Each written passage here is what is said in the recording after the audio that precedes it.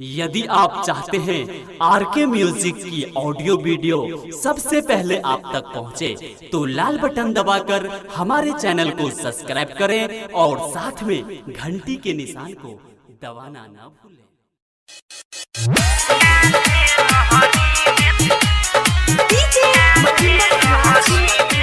एखन अपने सब सुन रहल छी आरके म्यूजिक के प्रस्तुति। दिन दुपहर के घर से बहर के जाते रले कहाँ हमारे सज के समर के। दिन दुपहर के घर से बहर के जाते रले कहाँ हमारे सज के समर के। काना से दिला वाला गइले रे, काना से दिला वाला गइले रे। ए पाइलावा ई काते कइले रे, काले रहरी में धरइले रे।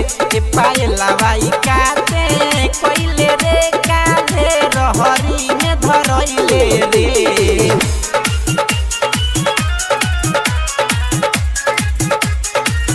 ए पाइलावा ई काते कइले रे, काले रहरी में धरइले रे। केतना रे लई के बाड़े सिखइले, हम जब पहनी तो अंगुरी देखइले। केतना रे लई कन के बाड़े सिखइले, हम जब पहनी तो अंगुरी देखइले। जो सत भतरी बाड़े बेची हतरी, काना के नशा में न सोइले रे, काना के नशा में न सोइले रे। ए पाइलावा ई काते कइले रे, काले रहरी में धरइले रे। ए पाइलावा ई काते कइले रे, काले रहरी में धरइले रे।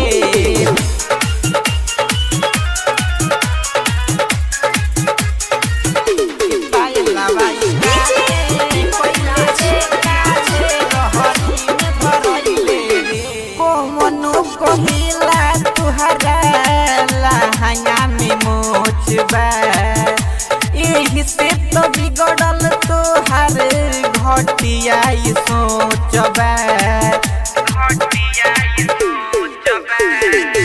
कोनो कोहिला तुहरा लहंगा में मोचबा, एही से तो बिगड़ल तुहार घटिया ई सोचबा। चल ले रह तो करे ले इशारा, मारी के कोन की बोलइले रे, मारी के कोन की बोलइले रे। ए पाइलावा ई काते कइले रे, काले रहरी में धरइले रे। ए पाइलावा ई काते कइले रे, काले रहरी में धरइले रे। दिन दुपहर के घर से बहर के जाते रले कहाँ हमारे सज के समर के। काना से दिला वाला गइले रे, काना से दिला वाला गइले रे। ए पाइलावा ई काते कइले रे, काले रहरी में धरइले रे। ए पाइलावा ई काते कइले